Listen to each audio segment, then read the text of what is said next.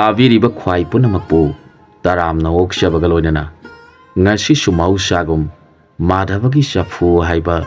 wari amagi ahanba saruk puduna laksari wari si mayam puna amuk taminarasi mamangaida laibak amada afang afangba chaba mioi hingsaba oi tawbadi pama mathanta leirami mana nomagi afangba sanga usegna singba sadana hinglami karigumba matamda mahak saningai phangdrabadi naitum satpa mi phawa phadana sathui mipung kudingmangna mabu thengnagani khanbada yamna kinarami miyam aduna leibak aduda panba ningthaugi mafamda magi maramda hangat jarabasu ningthau asina magi mafamda karisu tawjaba ngamlamdi mahak sakti yamna leirami maram asidagi ningthau aduna praja sing yangladuna hairakhi praja singna takpiribadu aina ningthaudi khanbiduna haibiribani adubu aikoi praja punamak hauduna mabu hanaba honarabasu karimata kanaba phanglaroi mana aikoi punamaktagi shakti mahai henbana aikoi punamak thawai mangduna tokani maramasi leibana mahapu themduna magi sanaba aikoina hullage aduna nangna mi saba haiba sidadi tokpiro haijarasi praja mayamdusu ningthau aduna sengba haiba duda yaraduna ningthauga loinana hairiba miedugi manakta laktuna maga unari ningthau aduna mangonda yamna thagana hairakhi mahasoi nahak asi aikhogi leibak asida leibani nahaksu aikhogi leibaki praja amani aduna nahaksu leibak asi saukhatlabadi yawgadoribani aduga leibak asina awaba tarabasu nahaksu awaba yawgadoribani aduna aikoi mayamna akanba athauba nahaki nafamda karigumba wafam amatang haijake laklibani nahak leibak asida leirabanina leibak asida leiriba praja khudingmak nahaki nasinanauni haina khanbiduna leiriba praja sing asibu phataba punamaktagi ngakthokpiu aduga praja punamak asina nongma nongmagi akanba nangi sanaba sanga mi natana yansang mathel tara tara yauna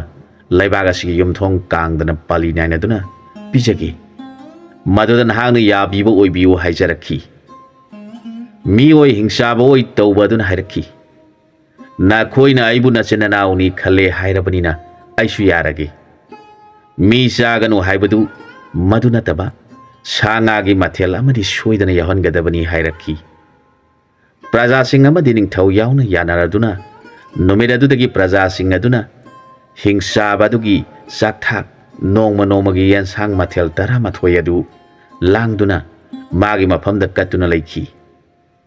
ningthau asi magi praja singna nongmagi soiba yadana magi sinjak ponduna leiba asida yamna mathwai nungai jaramdi ningthaugi puningda karigumba mana maning thungdaba numita leibak asi awaba soidana taragani matau karam tawraga mahakpu hatpa natraga leibak asidagi tanthokhiba ngamba mioi amatang tholaklabadi aigi leibak asi piduna isa nupi asisu nipa aduda katsaraga leibak asi ingna santi oina leiba phangadage khanduna ahing nungthel animakta khanduna tlaikhi leibak asida leiriba praja singsu magi nomagi sakthak honbada awaba oire asumna nongma nomagi mathang mathang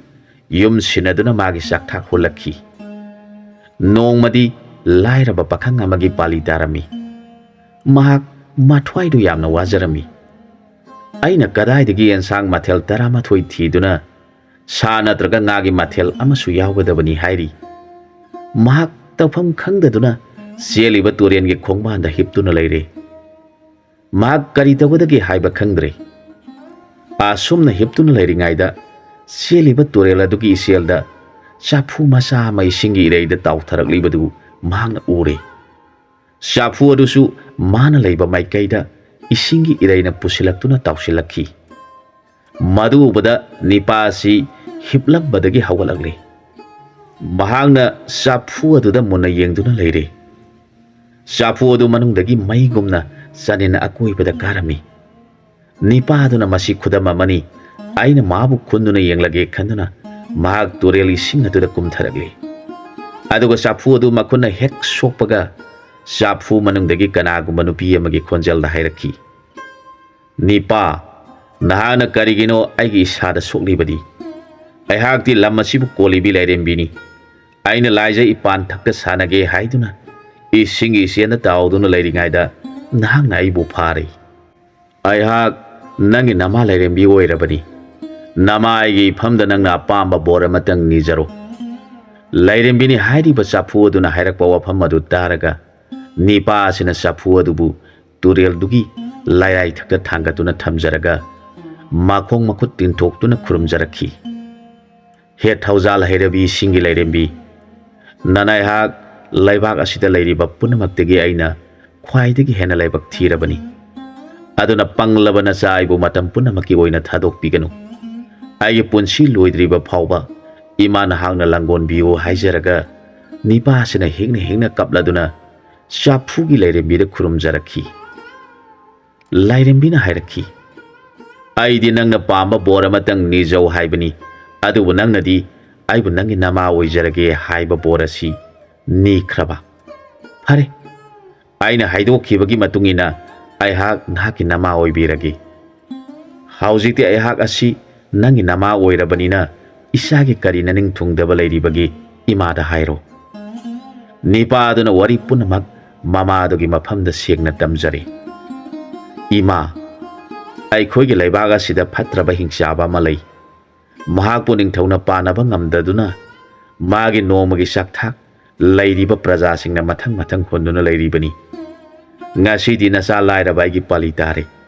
Nasagi di magi yansang mathel sing langnanaba amadi magi thongnanaba seng leijadabadagi nasana wana turen mapana sida kaptuna leiramlibani. Aihak hairiba magi sakthaki polam singdu phangdrabadi laibak ase awaba taragani khanduna ihak thaki laibak mang batagadobagi saruk imana taw tharakliba turen asigi sienda tinkhibana pharagadra khanduna kaptuna leijaramlibani. Magi wadu taraga lai nupi aduna adu oirabadi nahagna sapu asi nangi yumda puduna chalo. Nangi awatpa amata laitana imana honagani hairakhi. Nipa lairaba si hojikti mapuning khara nungaijare. Mahagna sapu adu pujaraga mayumda lakpada laiminariba mising aduna ibungo ngasidi nahaki pali tabani soiba yaba nati soidanaba taw hairakhi. Mahagna khumjai tada khoi ngasidi aigi pali thokle hingsabadu amu hana sakthak hundanaba nanauna tawjaramlagi hairakhi. Makhoi mayam aduna hainai mahak asi thawa thoina sadi kadaidagino mana hingsabagi sakthak pinanaba thongthakadoribasibu. Aikhoi khara konungda chatuna ningthauda hangal hobana phagadra asumna khanaduna laikagi misingdu ningthaugi nakta laktuna nipa asigi maramda wari sarami. Iningthau ibungo aikhoigi laikai aduda nipa pakhang ama lei. Mahakini haibada kanasu leitri. Mahak yamna warami. Ngasi asi magi sakthaki pali numit tare. Nana aikhoina magi leijadabadu ujaraga ibungo ngasidi nahaki pali numit thokle nangna soidanaba taw soirabadi laibak asi mangba tabani hairubada mana thawisa sadana hairakhi. Tada khoi nahan makai aigi pali tadabadu da hingsabadu maraibak pharibani. Ngasidi aigi pali tarabani na hingsabadu ki numit surabani. Aikhoigi ningthau asina mahakpu saba thaktuna karigi thamlibano hairaga thaw isa sadana laithui. Magi maung mato aduda nana aikhoi thawai waraduna ining thauda taksaki laglibani hairakhi. Makhoigi wadu taraga ningthau aduna khali mahak adubu angauba mira adubu magi thaudang oibanina mana sukanagi mafamda punaba polaiti haidabanina mana kari tarpu yengkhisi. Phare nakhoi mayam laktuna aingonda taklaribadu laibag asi awaba tahningdabana nakhoina waribani. Nakhoina chatkhraga mahana kari toribage haibadu muni yengu. Mana pali pudaduna satrabadi aikhoigi laibag asi hingsabaduna nongmatada loina sathokhragani. Ningthau adugi wadu taraga leikaigi mising aduna magi yumda laktuna asumna hanglakhi. Ibungo nahana ngasi pali punanaba sak ensang langlabra. Maduda nipa aduna hana sapu aduda haijaduna sak mayam amaga loinana ensang mathel sing langlibadu ꯌꯦꯡꯍꯜꯂꯤ꯫ ꯃꯥꯅ ꯂꯥꯡꯂꯤꯕꯗꯨ ꯎꯔꯒ ꯃꯌꯥꯝꯗꯨ ꯌꯥꯝꯅ ꯉꯛꯈꯤ꯫ ꯀꯗꯥꯏꯗꯒꯤꯅꯣ ꯃꯥꯅ ꯇꯧꯔꯝꯂꯤꯕ ꯑꯁꯤꯕꯨ ꯉꯥꯡꯅꯗꯨꯅ ꯑꯉꯛꯄ ꯐꯪꯅꯈꯤ꯫ ꯃꯈꯣꯏ ꯃꯌꯥꯝ ꯑꯗꯨꯅ ꯍꯥꯏꯔꯛꯈꯤ, "ꯑꯁꯨꯛ ꯌꯥꯝꯈ꯭ꯔꯕ ꯄꯣꯠꯁꯤꯡ ꯑꯁꯤꯗꯤ ꯅꯪꯗꯤ ꯇꯨꯃꯤꯟ ꯇꯨꯃꯤꯟ ꯃꯇꯧ ꯀꯔꯝꯅ ꯂꯥꯡꯂꯤꯕꯅꯣ? ꯑꯩꯈꯣꯏꯗꯤ ꯑꯉꯛꯄ ꯑꯣꯏꯔꯦ꯫ ꯄꯣꯠꯁꯤꯡ ꯑꯁꯤꯗꯤ ꯅꯍꯥꯛ ꯅꯊꯟꯇ ꯄꯨꯕ ꯉꯝꯂꯔꯣꯏ꯫ ꯑꯩꯈꯣꯏ ꯂꯩꯀꯥꯏꯒꯤ ꯃꯤ ꯈꯔꯁꯨ ꯌꯥꯎꯔꯒꯦ" ꯍꯥꯏꯔꯛꯈꯤ꯫ ꯅꯤꯄꯥ ꯑꯗꯨꯅ, "ꯏꯌꯥꯝꯕꯁꯤꯡꯅ ꯌꯥꯎꯕꯤꯒꯦ ꯍꯥꯏꯔꯕꯗꯤ ꯑꯩꯒꯤꯗꯤ ꯂꯥꯏꯕꯛ ꯐꯕ ꯋꯥꯅꯤ꯫ ꯍꯤꯡꯆꯥꯕꯗꯨ ꯉꯁꯤꯗꯒꯤ ꯃꯊꯪ ꯑꯃꯨꯛ ꯍꯟꯅ ꯆꯥꯛ ꯌꯦꯟꯁꯥꯡ ꯆꯥꯒꯦ ꯍꯥꯏꯔꯛꯂꯔꯣꯏ꯫ ꯉꯁꯤꯅ ꯃꯥꯒꯤ ꯑꯔꯣꯏꯕ ꯅꯨꯃꯤꯠꯅꯤ" ꯍꯥꯏꯔꯛꯈꯤ꯫ ꯏꯌꯥꯝꯕꯁꯤꯡꯁꯨ ꯑꯩꯅ ꯄꯤꯖꯒꯗꯧꯔꯤꯕ ꯆꯥꯛ ꯌꯦꯟꯁꯥꯡꯁꯤꯡ ꯑꯁꯤ ꯃꯥꯅ ꯆꯥꯕ ꯂꯣꯏꯕ ꯐꯥꯎꯕꯗꯪꯗꯤ ꯂꯩꯃꯤꯟꯅꯁꯤ꯫ ꯃꯥꯅ ꯀꯔꯤ ꯍꯥꯏꯔꯛꯀꯦ ꯍꯥꯏꯕꯗꯨ ꯇꯥꯃꯤꯟꯅꯁꯤ ꯍꯥꯏꯔꯒ ꯅꯨꯃꯤꯠ ꯇꯥꯔꯝꯗꯥꯏ ꯑꯗꯨꯗ ꯃꯈꯣꯏ ꯃꯌꯥꯝ ꯆꯪꯗꯨꯅ ꯂꯥꯅꯆꯤꯡꯕ ꯀꯛꯂꯗꯨꯅ ꯊꯣꯡꯂꯤꯕ ꯆꯥꯛ ꯌꯦꯟꯁꯥꯡꯁꯤꯡ ꯑꯗꯨꯒ ꯂꯣꯏꯅꯅ ꯃꯈꯣꯏ ꯃꯌꯥꯝꯅ ꯄꯨꯔꯗꯨꯅ ꯍꯤꯡꯆꯥꯕꯅ ꯂꯩꯕ ꯃꯐꯝ ꯑꯗꯨꯗ ꯌꯧꯔꯛꯂꯦ꯫ ꯅꯨꯃꯤꯠꯇꯨ ꯍꯤꯡꯆꯥꯕꯗꯨ ꯌꯥꯝꯅ ꯍꯔꯥꯎꯔꯝꯃꯤ꯫ ꯃꯍꯥꯛꯅ ꯍꯥꯏꯔꯛꯈꯤ, "ꯉꯁꯤꯗꯤ ꯀꯅꯥꯒꯤ ꯄꯥꯂꯤ ꯇꯥꯕꯒꯦ? ꯅꯈꯣꯏ ꯃꯌꯥꯝꯅ ꯑꯩꯒꯤ ꯆꯥꯅ ꯊꯛꯅꯕ ꯄꯨꯔꯛꯄꯁꯤ ꯎꯔꯒ ꯅꯈꯣꯏ ꯄꯨꯝꯅꯃꯛ ꯑꯩꯒꯤ ꯁꯦꯕꯥꯗ ꯅꯄꯨꯛꯅꯤꯡ ꯆꯪꯂꯦ ꯍꯥꯏꯕꯁꯤ ꯈꯪꯂꯦ꯫ ꯑꯩꯍꯥꯛ ꯌꯥꯝꯅ ꯄꯦꯜꯂꯦ꯫ ꯅꯈꯣꯏꯅ ꯄꯨꯔꯛꯂꯤꯕ ꯄꯨꯝꯅꯃꯛꯇꯨ ꯐꯖꯅ ꯊꯤꯗꯣꯛꯇꯨꯅ ꯁꯦꯝ ꯁꯥꯔꯣ꯫ ꯑꯩꯍꯥꯛ ꯌꯥꯝꯅ ꯊꯨꯅ ꯆꯥꯅꯤꯡꯂꯦ꯫ ꯉꯁꯤ ꯅꯈꯣꯏꯅ ꯄꯨꯔꯛꯂꯤꯕ ꯌꯦꯟꯁꯥꯡ ꯑꯁꯤꯒꯤ ꯃꯅꯝ ꯇꯥꯕꯗ ꯊꯨꯅ ꯆꯥꯅꯤꯡꯕ ꯄꯣꯛꯂꯦ꯫ ꯃꯈꯣꯏ ꯃꯌꯥꯝ ꯑꯗꯨꯅ ꯂꯥꯁꯤꯡꯗꯨ ꯐꯖꯅ ꯊꯥꯔꯕ ꯃꯇꯨꯡꯗ ꯆꯦꯡ ꯃꯣꯟ ꯑꯃꯒꯤ ꯆꯥꯛꯇꯨ ꯊꯤꯗꯣꯛꯂꯦ꯫ ꯑꯗꯨꯒ ꯌꯦꯟꯁꯥꯡꯁꯤꯡ ꯑꯗꯨꯁꯨ ꯆꯥꯛꯌꯥꯝ ꯑꯗꯨꯒꯤ ꯃꯊꯛꯇ ꯄꯨꯟꯅ ꯍꯩꯖꯤꯜꯂꯦ꯫ ꯏꯁꯤꯡꯁꯨ ꯃꯥꯒꯤ ꯇꯨꯝꯕꯥ ꯑꯗꯨꯗ ꯍꯩꯖꯤꯟꯕꯤꯔꯦ꯫ ꯑꯗꯨꯒ ꯆꯥꯕꯤꯔꯣ ꯍꯥꯏꯔꯛꯈꯤ꯫ ꯍꯤꯡꯆꯥꯕꯗꯨ ꯆꯥꯛꯂꯨꯡ ꯃꯄꯥꯟꯗ ꯐꯝꯊꯔꯗꯨꯅ ꯆꯥꯕ ꯍꯧꯈ꯭ꯔꯦ꯫ ꯃꯈꯣꯏ ꯃꯤ 10ꯃꯨꯛꯇꯨ ꯈꯔ ꯍꯟꯗꯣꯛꯇꯨꯅ ꯐꯝꯂꯒ ꯃꯥꯅ ꯀꯔꯤ ꯍꯥꯏꯔꯛꯄꯒꯦ ꯈꯪꯅꯤꯡꯗꯨꯅ ꯂꯩ꯫ ꯍꯤꯡꯆꯥꯕꯅ ꯆꯥꯅ ꯆꯥꯅ ꯍꯥꯏꯔꯛꯈꯤ, "ꯉꯁꯤꯒꯤꯁꯤꯗꯤ ꯑꯣꯟꯊꯣꯛꯅ ꯍꯥꯎꯈ꯭ꯔꯦ꯫ ꯑꯃꯨꯛ ꯍꯟꯅ ꯑꯁꯤꯒꯨꯝꯕ ꯆꯥꯛ ꯌꯦꯟꯁꯥꯡꯁꯤꯡ ꯑꯁꯤ ꯆꯥꯕ ꯐꯪꯂꯔꯣꯏꯗꯕꯒꯨꯝ ꯑꯩꯅ ꯍꯥꯎꯅ ꯆꯥꯔꯤꯕꯅꯤ" ꯍꯥꯏꯔꯛꯈꯤ꯫ ꯃꯈꯣꯏ ꯃꯌꯥꯝ ꯑꯗꯨꯅ ꯍꯥꯏꯅꯩ, "ꯊꯣꯏꯅ ꯑꯁꯣꯏꯕꯗꯤ ꯌꯥꯎꯗ꯭ꯔꯕ ꯃꯥꯜꯂꯦ꯫ ꯃꯥꯅ ꯍꯥꯎꯅ ꯆꯥꯕꯤꯔꯦ." ꯍꯤꯡꯆꯥꯕꯅ ꯆꯥꯛꯇꯨ ꯇꯪꯈꯥꯏ ꯌꯧꯅ ꯆꯥꯔꯛꯄ ꯃꯇꯥꯡ ꯑꯗꯨꯋꯥꯏꯗ ꯍꯤꯡꯆꯥꯕꯒꯤ ꯃꯁꯥꯗꯨ ꯑꯁꯨꯝ ꯆꯥꯎꯈꯠꯂꯛꯈꯤ꯫ ꯃꯗꯨꯒꯤ ꯃꯇꯨꯡꯗ ꯍꯤꯡꯆꯥꯕꯒꯤ ꯃꯁꯥꯗꯨ ꯈꯪꯆꯥꯎ ꯆꯥꯎꯈꯠꯂꯛꯇꯨꯅ ꯃꯁꯥꯗꯨ ꯄꯣꯛꯈꯥꯏꯗꯨꯅ ꯍꯤꯡꯆꯥꯕ ꯁꯔꯨꯛ ꯃꯄꯥꯟ ꯑꯗꯨꯗ ꯁꯤꯔꯦ꯫ ꯃꯗꯨ ꯎꯕꯗ ꯃꯈꯣꯏ ꯅꯤꯄꯥ 10ꯗꯨ ꯉꯛꯄꯅ ꯊꯦꯡꯈ꯭ꯔꯦ꯫ ꯃꯈꯣꯏ ꯃꯌꯥꯝ ꯑꯗꯨꯅ, "ꯏꯕꯨꯡꯉꯣ, ꯉꯁꯤꯒꯤ ꯅꯪꯒꯤ ꯆꯥꯛ ꯌꯦꯟꯁꯥꯡꯗꯨ ꯀꯔꯝ ꯇꯧꯔꯤꯕꯅꯣ? ꯍꯤꯡꯆꯥꯕꯁꯤ ꯃꯁꯥ ꯄꯨꯝꯅꯃꯛ ꯆꯥꯎꯈꯠꯂꯝꯂꯒ ꯃꯁꯥ ꯄꯣꯛꯈꯥꯏꯗꯨꯅ ꯁꯤꯈ꯭ꯔꯦ." ꯅꯤꯄꯥ ꯑꯁꯤꯅ ꯈꯨꯝꯖꯔꯛꯈꯤ, "ꯏꯌꯥꯝꯕꯁꯤꯡ, ꯑꯩꯅ ꯍꯥꯟꯅ ꯍꯥꯏꯖꯕ ꯑꯗꯨꯅꯤ, ꯃꯍꯥꯛ ꯑꯩꯅ ꯄꯤꯖꯕ ꯆꯥꯛ ꯑꯁꯤꯗꯒꯤ ꯑꯃꯨꯛ ꯍꯟꯅ ꯃꯇꯨꯡ ꯄꯤꯖꯔꯔꯣꯏ." ꯃꯌꯥꯝ ꯑꯗꯨꯅ, "ꯍꯣꯏꯅꯦ ꯍꯣꯏꯅꯦ, ꯅꯪꯅꯗꯤ ꯑꯗꯨꯝꯅ ꯍꯥꯏꯕꯗꯨ ꯑꯩꯈꯣꯏꯅꯗꯤ ꯊꯥꯖꯔꯨꯗ꯭ꯔꯦ꯫ ꯍꯧꯖꯤꯛꯇꯤ ꯑꯩꯈꯣꯏ ꯑꯁꯤꯕ ꯍꯛꯆꯥꯡ ꯑꯁꯤ ꯀꯔꯝ ꯇꯧꯁꯤ ꯍꯥꯏꯔꯤꯕꯅꯣ?" ꯃꯗꯨꯗ ꯅꯤꯄꯥꯗꯨꯅ ꯍꯥꯏꯔꯛꯈꯤ, "ꯍꯧꯖꯤꯛꯇꯤ ꯏꯌꯥꯝꯕꯁꯤꯡꯅ ꯅꯤꯡꯊꯧ ꯇꯥꯛꯄꯤꯗꯨꯅ ꯅꯤꯡꯊꯧꯅ ꯌꯦꯡꯍꯜꯂꯒ ꯃꯥꯕꯨ ꯂꯣꯏꯁꯤꯟꯅꯕ ꯇꯧꯕꯤꯔꯣ꯫ ꯃꯇꯥꯡ ꯑꯁꯤ ꯌꯧꯔꯕꯗꯤ ꯅꯅꯥꯎꯕꯨ ꯌꯥꯎꯍꯟꯕꯤꯔꯒꯅꯨ" ꯍꯥꯏꯔꯛꯈꯤ꯫ ꯃꯈꯣꯏ ꯅꯤꯄꯥ 10 ꯑꯗꯨꯅ, "ꯃꯥꯅ ꯍꯥꯏꯖꯔꯤꯕꯁꯤ ꯆꯨꯝꯃꯤ. ꯑꯩꯈꯣꯏꯅ ꯆꯠꯇꯨꯅ ꯏꯅꯤꯡꯊꯧꯗ ꯍꯪꯒꯠꯂꯨꯔꯁꯤ. ꯍꯤꯡꯆꯥꯕ ꯁꯤꯔꯦ ꯇꯥꯕꯗ ꯅꯤꯡꯊꯧꯅ ꯄꯦꯟꯕꯤꯗꯨꯅ ꯃꯅꯥ ꯃꯊꯨꯝ ꯄꯤꯔꯛꯄꯁꯨ ꯌꯥꯏ" ꯍꯥꯏꯅꯔꯛꯈꯤ꯫ "ꯑꯗꯨꯗꯤ ꯏꯕꯨꯡꯉꯣ, ꯑꯩꯈꯣꯏꯅ ꯄꯨꯔꯛꯄ ꯄꯣꯠꯁꯤꯡ ꯑꯁꯤ ꯄꯨꯗꯨꯅ ꯆꯠꯂꯁꯤ." ꯑꯁꯨꯝ ꯍꯥꯏꯗꯨꯅ ꯃꯈꯣꯏ ꯄꯨꯝꯅꯃꯛ ꯌꯨꯝꯗ ꯍꯜꯂꯛꯂꯦ꯫ ꯃꯈꯣꯏ ꯆꯠꯃꯤꯟꯅꯔꯨꯕ ꯅꯤꯄꯥꯁꯤꯡ ꯑꯗꯨꯅ, "ꯏꯕꯨꯡꯉꯣ, ꯑꯩꯈꯣꯏ ꯅꯤꯡꯊꯧꯒꯤ ꯅꯥꯛꯇ ꯆꯠꯇꯨꯅ ꯄꯥꯎ ꯑꯁꯤ ꯇꯝꯂꯨꯔꯒꯦ. ꯅꯍꯥꯛꯇꯤ ꯅꯨꯡꯉꯥꯏꯅ ꯌꯨꯝꯗ ꯂꯩꯔꯝꯃꯨ." ꯑꯁꯨꯝ ꯍꯥꯏꯔꯝꯂꯒ ꯃꯈꯣꯏ ꯅꯤꯡꯊꯧꯒꯤ ꯅꯥꯛꯇ ꯆꯠꯇꯨꯅ ꯍꯤꯡꯆꯥꯕ ꯍꯥꯠꯄꯒꯤ ꯄꯥꯎꯗꯨ ꯇꯝꯖꯈꯤ꯫ ꯅꯤꯡꯊꯧ ꯑꯗꯨꯅ ꯃꯇꯧ ꯀꯔꯝ ꯇꯧꯅ ꯍꯤꯡꯆꯥꯕ ꯑꯗꯨꯕꯨ ꯃꯥꯙꯕ ꯀꯧꯕ ꯅꯤꯄꯥ ꯄꯥꯈꯪ ꯑꯗꯨꯅ ꯍꯥꯠꯂꯤꯕꯅꯣ ꯍꯥꯏꯅ ꯉꯛꯅ ꯍꯪꯂꯛꯈꯤ꯫ ꯃꯗꯨꯗ ꯆꯠꯂꯤꯕ ꯃꯤꯁꯤꯡ ꯑꯗꯨꯅ ꯅꯤꯡꯊꯧꯒꯤ ꯃꯐꯝꯗ ꯅꯤꯄꯥ ꯑꯗꯨꯅ ꯍꯤꯡꯆꯥꯕꯅ ꯆꯥꯅꯕ ꯆꯥꯛ ꯌꯦꯟꯁꯥꯡ ꯌꯥꯝꯅ ꯅꯤꯡꯊꯤꯅ ꯂꯥꯡꯖꯔꯗꯨꯅ ꯂꯩꯀꯥꯏꯒꯤ ꯑꯩꯈꯣꯏ ꯅꯤꯄꯥ 10 ꯑꯁꯤꯒ ꯂꯣꯏꯅꯅ ꯄꯣꯠꯂꯝꯁꯤꯡ ꯑꯗꯨ ꯄꯨꯃꯤꯟꯅꯗꯨꯅ ꯆꯠꯂꯦ꯫ ꯆꯥꯛ ꯃꯌꯥꯝꯗꯨ ꯂꯥꯇꯣꯟ ꯃꯌꯥꯝ ꯑꯃ ꯊꯥꯔꯒ ꯊꯤꯗꯣꯛꯂꯦ꯫ ꯆꯥꯛꯀꯤ ꯃꯊꯛꯇ ꯌꯦꯟꯁꯥꯡ ꯃꯌꯥꯝꯗꯨ ꯍꯩꯖꯤꯜꯂꯦ꯫ ꯍꯤꯡꯆꯥꯕꯅ ꯆꯥꯛꯇꯨ ꯅꯤꯡꯊꯤꯅ ꯆꯥꯔꯕ ꯃꯇꯝꯗ ꯍꯤꯡꯆꯥꯕꯒꯤ ꯍꯛꯆꯥꯡꯗꯨ ꯑꯁꯨꯝ ꯆꯥꯎꯊꯣꯔꯛꯂꯒ ꯃꯍꯥꯛ ꯃꯈꯣꯜ ꯑꯍꯧꯕ ꯑꯃꯒ ꯂꯣꯏꯅꯅ ꯃꯁꯥꯗꯨ ꯄꯣꯛꯈꯥꯏꯗꯨꯅ ꯁꯤꯔꯦ꯫ ꯍꯤꯡꯆꯥꯕ ꯁꯤꯕꯒꯤ ꯄꯥꯎ ꯑꯁꯤ ꯏꯅꯤꯡꯊꯧꯒꯤ ꯅꯐꯝꯗ ꯇꯝꯖꯒꯦ ꯍꯥꯏꯗꯨꯅ ꯅꯅꯥꯏ ꯑꯩꯈꯣꯏ ꯂꯥꯛꯆꯔꯤꯕꯅꯤ꯫ ꯂꯥꯏꯅꯤꯡꯊꯧꯅ ꯀꯣꯅꯨꯡꯒꯤ ꯅꯅꯥꯏꯁꯤꯡ ꯊꯥꯕꯤꯗꯨꯅ ꯃꯥꯒꯤ ꯁꯤꯔꯕ ꯍꯛꯆꯥꯡ ꯑꯗꯨꯕꯨ ꯂꯣꯏꯁꯤꯟꯕꯤꯌꯨ ꯍꯥꯏꯅ ꯅꯅꯥꯏ ꯃꯥꯙꯕꯅ ꯍꯥꯏꯖꯔꯛꯏ ꯍꯥꯏꯕ ꯄꯥꯎ ꯑꯗꯨ ꯇꯥꯔꯒ ꯅꯤꯡꯊꯧ ꯑꯁꯤꯅ ꯍꯔꯥꯎꯗꯨꯅ ꯃꯅꯥ ꯄꯤꯒꯗ꯭ꯔꯥ ꯍꯥꯏꯔꯒ ꯃꯗꯨꯒꯤ ꯃꯍꯨꯠꯇ ꯑꯁꯨꯝꯅ ꯍꯥꯏꯔꯛꯈꯤ,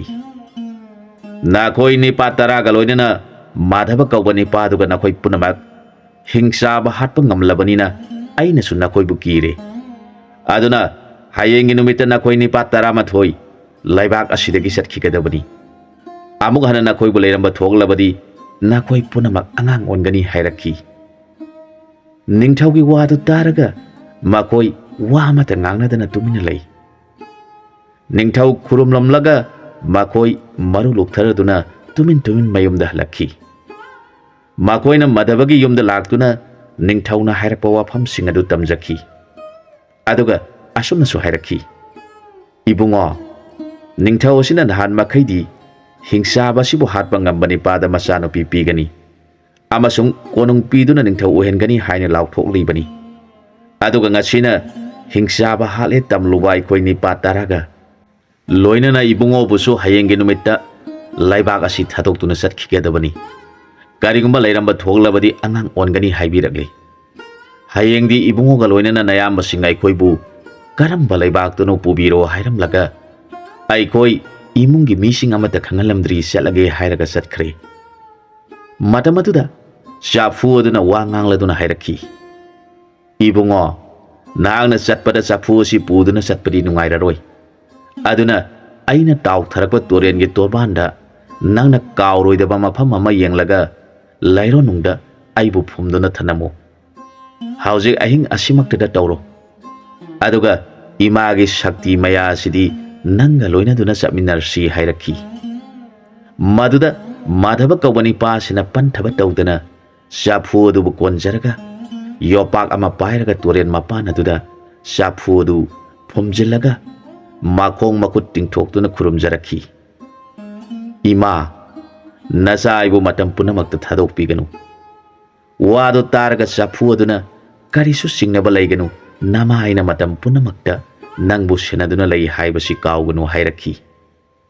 ꯑꯗꯨꯗꯒꯤ ꯃꯥꯙꯕ ꯀꯧꯕ ꯅꯤꯄꯥꯁꯤꯅ ꯃꯥꯒꯤ ꯂꯩꯖꯕ ꯐꯤꯔꯣꯜ ꯈꯔ ꯌꯣꯝꯁꯤꯜꯂꯒ ꯂꯩꯀꯥꯏꯒꯤ ꯃꯌꯥꯝꯕꯁꯤꯡ ꯑꯗꯨꯕꯨ ꯉꯥꯏꯗꯨꯅ ꯂꯩꯖꯈꯤ꯫ ꯃꯈꯣꯏ ꯂꯥꯛꯂꯕꯗ, ꯏꯕꯨꯡꯉꯣ, ꯆꯦꯡ ꯂꯩꯔꯕꯁꯨ ꯑꯃꯨꯛ ꯂꯥꯛꯄ ꯌꯥꯔꯣꯏꯗꯕꯅꯤꯅ ꯄꯥꯌꯣꯝꯗ ꯌꯣꯝꯁꯤꯟꯗꯨꯅ ꯄꯨꯔꯁꯤ ꯍꯥꯏꯔꯒ ꯑꯔꯩꯕ ꯆꯥꯅ ꯊꯛꯅꯕ ꯄꯣꯠ ꯄꯨꯝꯅꯃꯛ ꯂꯣꯏꯅ ꯌꯣꯝꯁꯤꯜꯂꯗꯨꯅ ꯄꯨꯔꯒ ꯆꯠꯈ꯭ꯔꯦ꯫ ꯃꯈꯣꯏ 11 ꯑꯁꯤꯅ ꯃꯈꯣꯏꯒꯤ ꯂꯩꯕꯥꯛ ꯑꯗꯨ ꯂꯥꯟꯊꯣꯛꯅꯅꯕ ꯑꯍꯤꯡ ꯅꯨꯡꯊꯤꯜ ꯅꯥꯏꯗꯅ ꯆꯠꯂꯛꯄꯅ ꯅꯨꯃꯤꯠ 6ꯅꯤꯒꯤ ꯃꯇꯨꯡꯗ ꯑꯆꯧꯕ ꯕꯣꯜ ꯑꯃ ꯊꯦꯡꯅꯔꯦ꯫ ꯃꯈꯣꯏ ꯃꯌꯥꯝꯅ ꯉꯥꯡꯅꯔꯛꯈꯤ, ꯍꯧꯖꯤꯛꯇꯤ ꯅꯤꯡꯊꯧꯒꯤ ꯃꯤꯁꯨ ꯊꯦꯡꯅꯔꯔꯣꯏ, ꯑꯗꯨꯅ ꯑꯁꯣꯡꯕ ꯅꯔꯛ ꯑꯁꯤꯗ ꯆꯥꯛ ꯊꯣꯡꯗꯨꯅ ꯆꯥꯔꯒ ꯄꯣꯊꯥꯗꯨꯅ ꯂꯩꯔꯁꯤ ꯍꯥꯏꯅꯗꯨꯅ ꯆꯥꯛ ꯏꯁꯤꯡ ꯊꯣꯡꯗꯨꯅ ꯆꯥꯔꯒ ꯄꯣꯊꯥꯗꯨꯅ ꯂꯩꯔꯤꯉꯩꯗ ꯃꯁꯥ ꯃꯎ ꯌꯥꯝꯅ ꯐꯕ, ꯃꯁꯝ ꯂꯟꯅ ꯍꯧꯕ, ꯌꯦꯡꯕꯗ ꯑꯀꯤꯕ ꯄꯣꯛꯄ ꯅꯤꯄꯥ ꯑꯃ ꯊꯦꯡꯅꯔꯦ꯫ ꯃꯍꯥꯛꯅ ꯃꯈꯣꯏꯅ ꯄꯣꯊꯥꯗꯨꯅ ꯂꯩꯔꯤꯕ ꯃꯐꯝ ꯑꯗꯨꯗ ꯆꯪꯁꯤꯜꯂꯛꯇꯨꯅ, ꯅꯈꯣꯏ ꯀꯗꯥꯏꯗꯒꯤꯅꯣ, ꯀꯔꯤ ꯃꯔꯝꯒꯤ ꯃꯐꯝ ꯑꯁꯤꯗ ꯂꯥꯛꯂꯤꯕꯅꯣ ꯍꯪꯂꯛꯈꯤ꯫ ꯃꯈꯣꯏꯅ ꯂꯥꯛꯂꯤꯕ ꯂꯩꯕꯥꯛ ꯇꯥꯛꯂꯦ꯫ ꯑꯗꯨꯒ ꯍꯥꯏꯔꯛꯈꯤ, ꯑꯩꯈꯣꯏ ꯗꯦꯁ ꯀꯣꯏꯗꯨꯅ ꯂꯩꯇ ꯂꯥꯏꯔ ꯈꯔꯗꯪ ꯀꯣꯛꯆꯅꯕ ꯍꯥꯏꯗꯨꯅ ꯊꯕꯛ ꯊꯤꯖꯔꯨꯒꯦ ꯇꯧꯕꯅꯤ ꯈꯨꯝꯃꯤ꯫ ꯃꯍꯥꯛꯅ ꯑꯃꯨꯛ ꯍꯥꯏꯔꯛꯈꯤ, ꯑꯗꯨ ꯑꯣꯏꯔꯕꯗꯤ ꯅꯈꯣꯏ ꯖꯣꯙꯄꯨꯔꯤ ꯗꯦꯁꯇꯒꯤꯅꯤ ꯍꯥꯏꯕ? ꯃꯐꯝ ꯑꯗꯨꯗ ꯑꯩꯒ ꯄꯣꯛꯃꯤꯟꯅꯕ ꯏꯅꯥꯎ ꯑꯃ ꯄꯥꯜꯂꯤꯕ ꯅꯤꯡꯊꯧ ꯑꯗꯨꯅ ꯃꯥꯒꯤ ꯆꯥꯛꯊꯥꯛ ꯍꯣꯟꯗꯨꯅ ꯂꯩꯔꯤꯕꯅꯤ꯫ ꯃꯥꯒꯤ ꯃꯔꯝꯗ ꯅꯈꯣꯏꯗꯤ ꯀꯔꯤ ꯈꯪꯕꯒꯦ ꯑꯩꯉꯣꯟꯗ ꯇꯝꯂꯝꯃꯨ ꯍꯥꯏꯔꯛꯈꯤ꯫ ꯃꯥꯒꯤ ꯋꯥꯗꯨ ꯇꯥꯔꯒ ꯃꯈꯣꯏ ꯌꯥꯝꯅ ꯀꯤꯅ ꯍꯥꯏꯖꯔꯛꯈꯤ꯫ ꯃꯍꯥꯛꯄꯨ ꯅꯤꯡꯊꯧ ꯑꯗꯨꯅ ꯌꯥꯝꯅ ꯂꯨꯅ ꯇꯧꯗꯨꯅ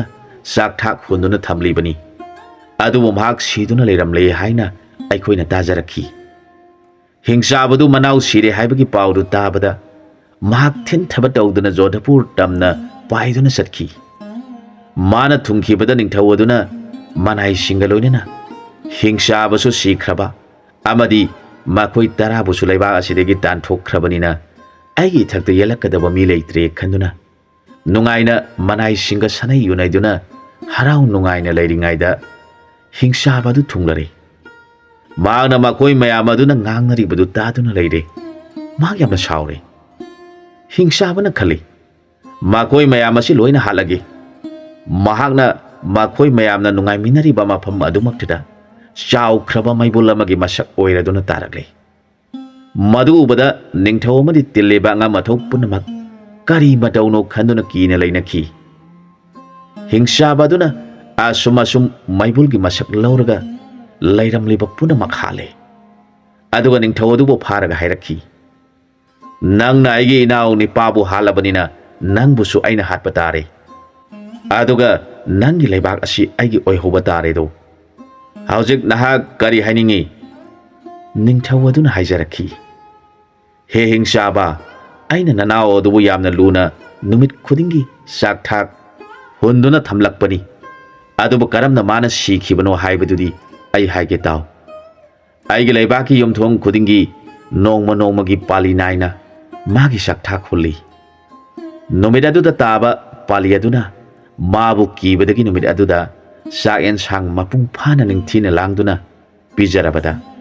saba khara henjin khibadagi mahak mapuk adu se khairak mahak sikhibani mahak sirabada aina pali tabani padu busu karigi henjana pijaduna aina thakliba mahak adubu shelibano haina chauduna leibaga sidagi tanthokhrabani aduna nangna aibu karigi hatkadoribano hairakhi hingsabana khali ngasaina makhoina ngangnaramba aduga haujik mana ngangliba siga onthokna khenakhri marau yamna leiba ningthauni makhoi ani ngangnari ngaida ningthaugi majaibe maraj kumari hek tholakhi hingsabana raj kainabu ubada mapungninda awanba malagle aduga hairakhi lagli binupi macha sinangi nacha nupira mahakbu aingonda piduna leibaga siga ningthau aibo hello adu oirabadi nahakina thwai kanbigani hingsabana haibo adu taraga ningthau adu haujikta mana hingsaba hatpa ngambada masanu piduna laiba siga ningthausu ohengani haikhiba kana leijadraba lairaba masa madhabana hingsaba hale haina harauna pau pijaraba mising phauba lairaba mangonda isa pininglaktabadagi laibaga sidagi tanthokkhibadu haujikta hingsabaduna masanu piwa aduga mathwai kanbige harakpa magi leibaksu hingsabaduna ningthau oiduna pangani haibo afamadu taraga mana mara leitraba hingsabi bu ngamba makhoibu tanthokkhibadu ningsinglaktuna magi maral phattabadu ningsinglakhi hingsabana rajkumari adubu yengladuna hairakhi ibema na ngasidagi aigi seba tawragadabani adu oirabadi nangi napa amadi naraibaki mising hingani natrabadi aina nakhoi punamak loina sathokani hingsabagi wadu taraga rajkumari aduna sukhalakhi aina hingsaba hatpa ngambani padubu lairaba masani khanduna ipana haiba induna mahakpu laibaga sidagi tanthokkhibada aina sumbabu nathaiduna karisu haikhidabana ngasidi madugi mahaina aihak hingsabagi khayata taredo aihak haujik nanthokpa yararoi aina haujikti laibaki amadi ipagi thawai kananaba hingsabana haiba yaba tabani khanduna hingsaba yengladuna hairakhi he akanba phare nahana aigi ipa amadi leibaga sigi praja singbu sokhaloi hairabanina aihak nangal hongduna leibaga sigi ningthau maharani oiduna panminarsi hairakhi haujikti nangna phari badu thadoktuna masai gi luhongba yahonsi rajkumari gi wadu taraga hingsabana ningthau adubu harauna thadori rajkumari na lai pareng ani puthokduna makhoi ani luhongle tangai fadana ningthau asisu mapungda pamjadrabasu mathwai hingnabagi damak nungaitaba matau uhandana leikhi haujikti hingsaba sina leiba asigi ningthau oiduna leikhre asomdana madhabaga loinana chaminakhiba makhoi 12 aduna leibak ama yaurabada sanjana khara thengnari makoina ibungo khoi laibak asigi mamingdi kari kaubage paleba ningthaugi mamingna kari kaubage aikhoida takpiwo hairakhi sanjana ha singduna iyamba singbu karamba desdagino kari thabaki lakpibano hanglakhi makhoigi wadu targa ibungo aikhoidi Jodhpur kauba laibak tagini aikhoina lagli basidi ꯑꯩꯈꯣꯏꯒꯤ ꯂꯩꯕꯥꯛ ꯑꯗꯨꯗ ꯍꯤꯡꯆꯥꯕ ꯑꯃ ꯂꯩ꯫ ꯃꯍꯥꯛꯄꯨ ꯑꯩꯈꯣꯏꯒꯤ ꯅꯤꯡꯊꯧ ꯑꯗꯨꯅ ꯀꯤꯕꯗꯒꯤ ꯃꯥꯒꯤ ꯆꯥꯅꯕ ꯆꯥꯛ ꯌꯦꯟꯁꯥꯡ ꯃꯊꯦꯜ ꯃꯌꯥꯝꯒ ꯂꯣꯏꯅꯅ ꯅꯣꯡꯃꯒꯤ ꯄꯥꯂꯤ ꯅꯥꯏꯅ ꯌꯨꯝ ꯈꯨꯗꯤꯡꯃꯛ ꯅꯣꯡꯃ ꯃꯥꯒꯤ ꯆꯤꯟꯖꯥꯛ ꯍꯨꯜꯂꯤ꯫ ꯑꯗꯨꯅ ꯑꯩꯈꯣꯏꯒꯤ ꯄꯥꯂꯤ ꯇꯥꯔꯛꯄ ꯃꯇꯝꯗ ꯃꯥꯕꯨ ꯄꯤꯖꯅꯕ ꯁꯦꯟ ꯇꯥꯟꯕ ꯂꯥꯛꯂꯤꯕꯅꯤ ꯈꯨꯝꯈꯤ꯫ ꯃꯗꯨꯗ ꯁꯟꯖ ꯅꯍꯥꯁꯤꯡꯗꯨꯅ ꯑꯣꯟꯊꯣꯛꯅ ꯃꯥꯟꯅꯈ꯭ꯔꯦꯗ ꯍꯥꯏ꯫ ꯃꯈꯣꯏꯅ ꯍꯪꯉꯤ, ꯀꯔꯤꯕꯨꯅꯣ ꯃꯥꯟꯅꯩ ꯍꯥꯏꯔꯤꯕꯗꯨꯕꯨ? ꯁꯟꯖ ꯅꯍꯥꯁꯤꯡꯗꯨꯅ ꯏꯌꯥꯝꯕꯁꯤꯡꯅ ꯍꯤꯡꯆꯥꯕꯒꯤ ꯆꯥꯛꯊꯥꯛ ꯍꯨꯜꯂꯤ ꯍꯥꯏꯔꯤꯕꯗꯨꯕꯨꯅꯤ꯫ ꯑꯩꯈꯣꯏꯒꯤ ꯂꯩꯕꯥꯛ ꯑꯁꯤꯗꯁꯨ ꯍꯤꯡꯆꯥꯕ ꯑꯀꯟꯕ ꯑꯃ ꯂꯩ꯫ ꯃꯍꯥꯛꯀꯤꯁꯨ ꯅꯣꯡꯃꯒꯤ ꯆꯥꯛ ꯌꯦꯟꯁꯥꯡ ꯃꯌꯥꯝ ꯑꯃ ꯊꯣꯡꯗꯨꯅ ꯁꯥ ꯁꯟ ꯅꯠꯇ꯭ꯔꯒ ꯑꯣꯛꯅꯆꯤꯡꯕ ꯑꯃꯒ ꯂꯣꯏꯅꯅ ꯃꯥꯒꯤ ꯆꯤꯟꯖꯥꯛ ꯍꯨꯟꯗꯨꯅ ꯂꯩꯔꯤꯕꯅꯤ꯫ ꯑꯩꯈꯣꯏꯒꯤ ꯂꯩꯕꯥꯛ ꯑꯁꯤꯒꯤ ꯃꯃꯤꯡꯅ ꯁꯣꯅꯥꯄꯨꯔꯤ ꯀꯧꯕ ꯗꯦꯁ ꯑꯗꯨꯅꯤ꯫ ꯄꯥꯜꯂꯤꯕ ꯅꯤꯡꯊꯧ ꯑꯁꯤꯒꯤ ꯃꯃꯤꯡꯅ ꯙꯔꯃꯣ ꯀꯧꯏ꯫ ꯃꯍꯥꯛ ꯌꯥꯝꯅ ꯙꯔꯃ ꯂꯩꯕ ꯃꯤꯌꯣꯛ ꯃꯤꯆꯥꯟ ꯐꯕ ꯅꯤꯡꯊꯧꯅꯤ꯫ ꯃꯥꯒꯤ ꯑꯃꯠꯇ ꯄꯣꯛꯆꯕꯤ ꯃꯖꯥꯏꯕꯤ ꯑꯃ ꯁꯣꯅꯥꯃꯨꯈꯤ ꯀꯧꯕꯤ ꯑꯃ ꯂꯩ꯫ ꯃꯍꯥꯛꯅ ꯂꯩꯕꯥꯛ ꯑꯁꯤꯗ ꯂꯩꯔꯤꯕ ꯍꯤꯡꯆꯥꯕ ꯑꯁꯤꯕꯨ ꯍꯥꯠꯄ ꯉꯝꯕ ꯅꯤꯄꯥꯗ ꯕꯣꯔꯃꯥꯂꯥ ꯍꯨꯛꯇꯨꯅ ꯂꯨꯍꯣꯡꯒꯅꯤ ꯍꯥꯏꯗꯨꯅ ꯂꯩꯔꯤꯕ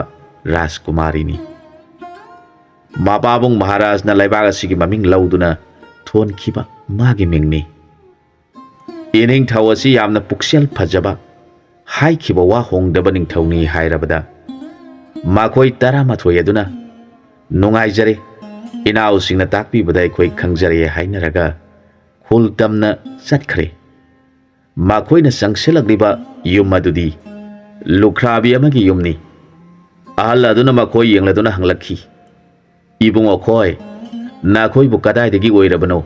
ꯀꯔꯤ ꯊꯕꯛꯀꯤ ꯂꯥꯛꯄꯅꯣ? ꯍꯅꯨꯕꯤ ꯑꯗꯨꯅ ꯅꯨꯡꯁꯤꯕꯤꯅ ꯍꯪꯕꯗꯨ ꯇꯥꯔꯒ ꯃꯈꯣꯏ ꯃꯌꯥꯝ ꯑꯗꯨꯅ, ꯏꯃꯥ, ꯑꯩꯈꯣꯏ ꯗꯦꯁ ꯑꯃꯗꯒꯤꯅꯤ, ꯃꯤꯒꯤ ꯁꯤꯟ ꯈꯔ ꯂꯥꯡꯖꯒꯦ, ꯄꯩꯁꯥ ꯈꯔꯗꯪ ꯇꯥꯟꯖꯒꯦ ꯍꯥꯏꯗꯨꯅ ꯂꯥꯛꯆꯕꯅꯤ ꯈꯨꯝꯃꯤ꯫ ꯍꯅꯨꯕꯤꯗꯨꯅ, ꯐꯔꯦ, ꯃꯈꯣꯏꯁꯤꯡ ꯑꯁꯤꯅ ꯑꯩꯒꯤ ꯂꯧ ꯎꯍꯟꯗꯨꯅ ꯂꯩꯍꯜꯂꯒꯦ, ꯑꯗꯨꯒ ꯈꯔꯅ ꯍꯤꯡꯒꯣꯜ ꯁꯝꯕꯜ ꯁꯨꯍꯜꯂꯒꯦ ꯈꯟꯗꯨꯅ ꯍꯥꯏꯔꯛꯈꯤ꯫ ꯅꯈꯣꯏꯕꯨ ꯂꯧꯁꯤꯡ ꯎꯕ ꯍꯩꯕ꯭ꯔꯣ? ꯀꯔꯤ ꯀꯔꯤ ꯊꯕꯛꯇꯤ ꯍꯩꯕꯒꯦ? ꯃꯈꯣꯏꯅ ꯈꯨꯝꯃꯤ, ꯏꯃꯥ, ꯑꯩꯈꯣꯏ ꯑꯐꯪꯕ ꯊꯕꯛ ꯁꯨꯖꯒꯦ, ꯍꯩꯇ꯭ꯔꯕꯁꯨ ꯍꯩꯅꯕ ꯍꯣꯠꯅꯖꯒꯦ ꯍꯥꯏꯔꯕꯗ